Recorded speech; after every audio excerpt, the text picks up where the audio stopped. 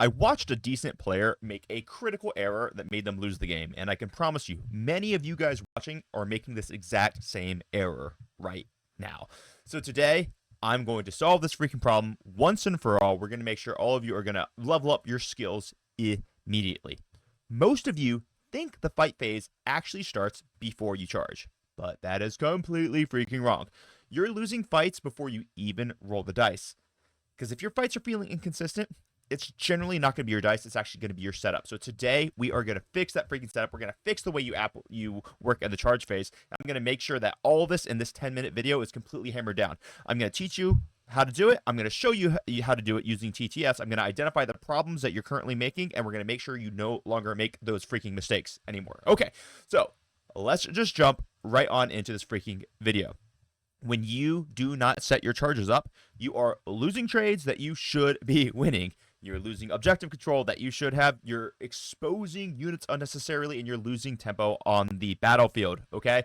First thing that we have to do when we're making a charge is we have to actually identify why we are making this charge. Like, why do I want to charge this unit? If you don't know why, then you're going to be messing a lot of things up. And I'm going to give you a couple of different reasons why you would charge. Most people think it's just to kill a unit. Not true at all. I might be charging a unit simply so that I can pile in and attack a different unit. I might be charging a unit simply so I can kill a unit and then have myself positioned to move block or to overwatch. I might be charging a unit simply so I can steal an objective. I might be charging a unit simply so I can tie up my opponent so that they are not able to activate their next turn and they're going to be stuck in combat. There are tons of reasons why I might be charging, but most of you guys are not identifying why you are making the charge. And that is something that we're going to fix today. So from now on, at the beginning of the charge phase, we are going to identify exactly what we are trying to accomplish. Now, let me switch to the TTS view because I'm going to show you why this is so freaking important. Ready? Here we go. Magic internet stuff. If I am the demon player in this context, I am actually going to be charging this scout, not necessarily to kill him, but I'm doing it for a couple different reasons. Let's say that I'm not on the objective. I'm charging this scout so that I can take the objective off of him. I'm also charging this out so I can tag this big tank over here so that it cannot move and do normal activations next turn. If that's the case, if I really want to tag this ball predator, I find myself in a bit of a pickle, right? Because from this tank to my plague bearers, it's 9 inches with my +1 to charge from the plague bearers icon. That is a unreliable charge to make. However, I am only 5 inches away from this scout with my +1 to charge. That becomes a 4-inch charge. So what I can do is I can go ahead and define why I want to make this charge. The goal of this charge is to tag that ball predator. Now, plague bearers are historically really bad in melee, so I'm not even going to rely on the fact that I'm killing this scout. As a matter of fact, let's level this up a little bit. Let's say it's a blade guard veteran, all right? Much less likely to be killed. So in this scenario, I'm actually going to charge this blade guard veteran specifically so that I can tag this ball predator. So when I do so, I roll the charge. Let's say I roll, it's a 4-inch charge. Let's say I roll the 8. So I get to go 8 inches. Boom, boom, boom, boom. I'm going to go ahead and move my guys into position. And I'm going to move block the crap out of my own models so I can't tag him. Now, for those of you who are worried about will this matter for 11th edition, it will totally matter for 11th edition because pile-ins will still be a thing. So even though you don't have to declare your charges, your charge targets first, you're still going to have to be able to manipulate your pile-in maneuvers so that you can tag things that you otherwise wouldn't be able to tag. So now what I can do is I can move these guys right here because I can't base that blade guard veteran anymore. Boom, boom, boom, boom. Boom, boom, boom, boom. And my goal isn't even to kill the ball predator, right? The goal is simply to block off movement for him.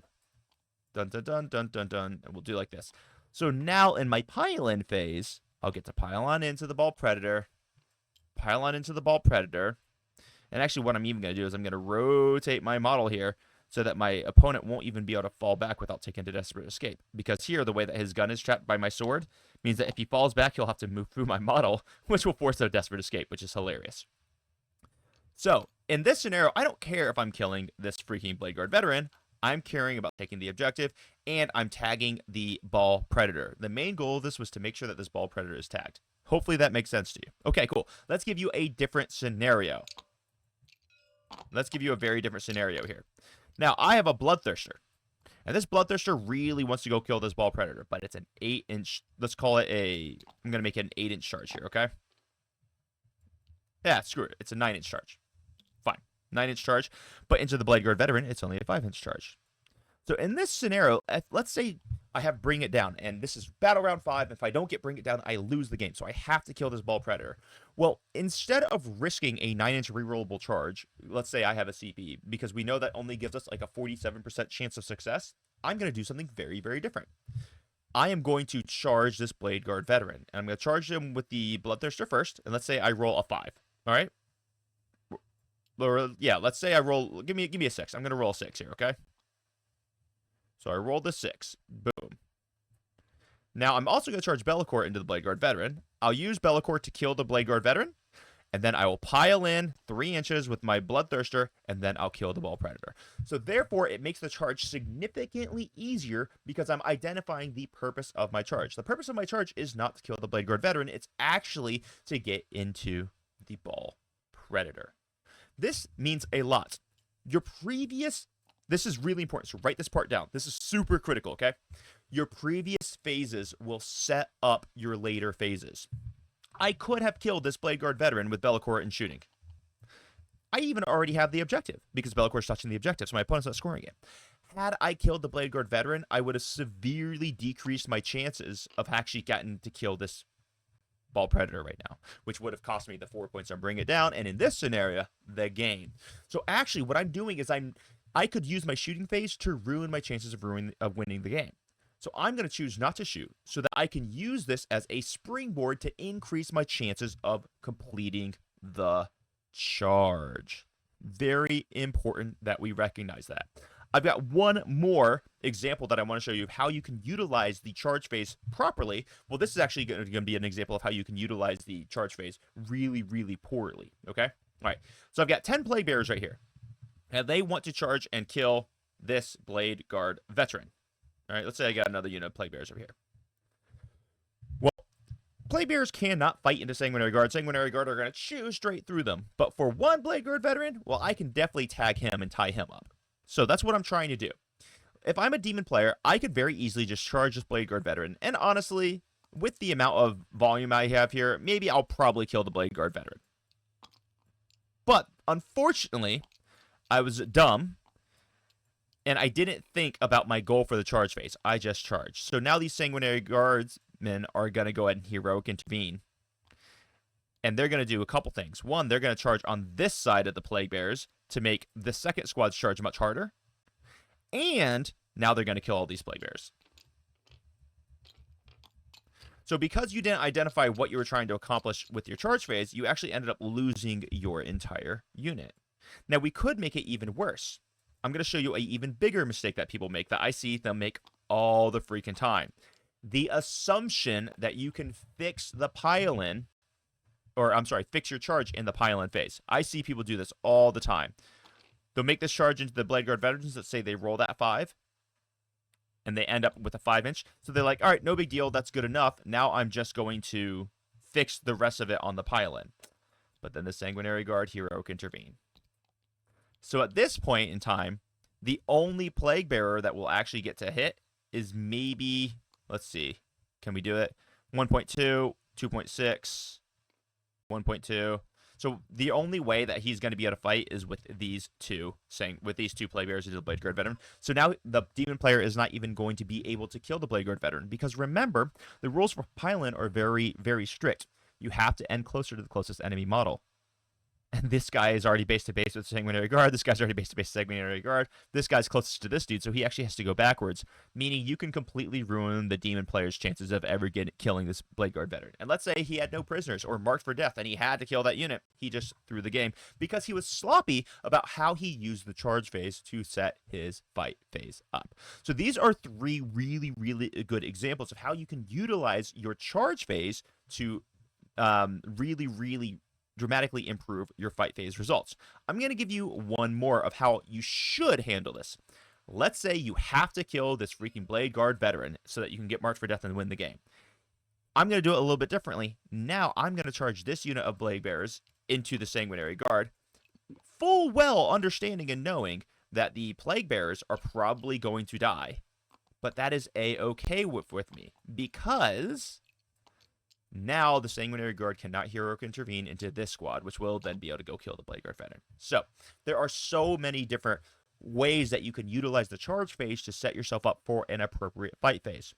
Maybe let me throw one or two more at you right here. Since I'm on a roll, I'm just gonna do it. I'm gonna give you guys the sauce. And if you like this stuff, please share with your friends, hit the like, subscribe, hop into the Discord so that we can get you as on the members Discord. It costs you like, I don't know, $5 a month, but means the world to me, and it helps us get you to be the best player that you can possibly be. Also, you can always sign up for coaching if you're looking for an individualized touch to help you achieve your goals. So let's look at a couple other things here, all right? Let's say I'm the demon player, and I'm fighting into the Blood Angels player. I charge the Bloodthirster here, and I have to decide, do I charge Be'lakor into the Sanguinary Guard? It's a really, really interesting question, because I know that my opponent is going to be able to spend 2 CP to combat interrupt. So if I charge Be'lakor here, and the Sanguinary Guard combat interrupt and kill Be'lakor after the Bloodthirster kills the Blade Guard veterans, that was a really, really dumb charge, because all it did is it cost the Blood Angel player 2 CP, and suddenly they got to kill Be'lakor in their opponent's turn. So if your opponent has the 2 CP for a combat interrupt, it's rarely a good idea to charge 2 units in. You typically only want to charge 1 unit or 3 units in. But charging 2 in is a really, really big struggle, because the goal is to kill this squad. All right, cool. I can kill that squad with the Bloodthirster. Perfect. We're happy. We're feeling good. But the goal is not to lose Be'lakor in my own turn. Does this make sense? As long as my opponent has the ability to combat interrupt and kill Be'lakor before Be'lakor gets to swing, that's a really, really big problem. I know I just demonstrated a little too far for the pylon. Just understand what I'm saying. So this is a scenario where you wouldn't charge because you're not able to achieve your goals in the charge phase. So there are times where it's actually much better just to charge here, kill your Blade Guard veterans, and understand that these Sanguinary Guard are going to kill one of these squads in their turn. But it's always better for you to lose assets in your opponent's turn than it is for you to lose assets in your turn. Hopefully, this is tracking. Now, let's use one more example of a thing that we can do in the charge phase to really, really turbocharge our results here. This is freaking gold right here, okay? All right.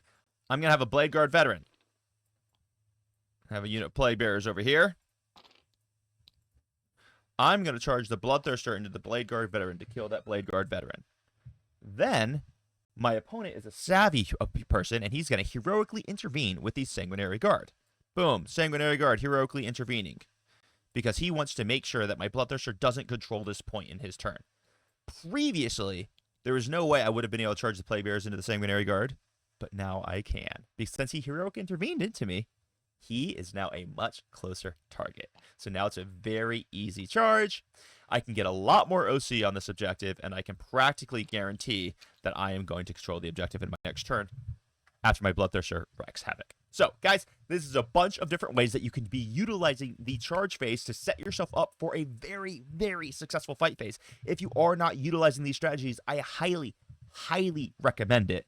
Please let me know how helpful this was for you in the comments down below. Which tip is going to be your favorite tip? I'm very curious to hear.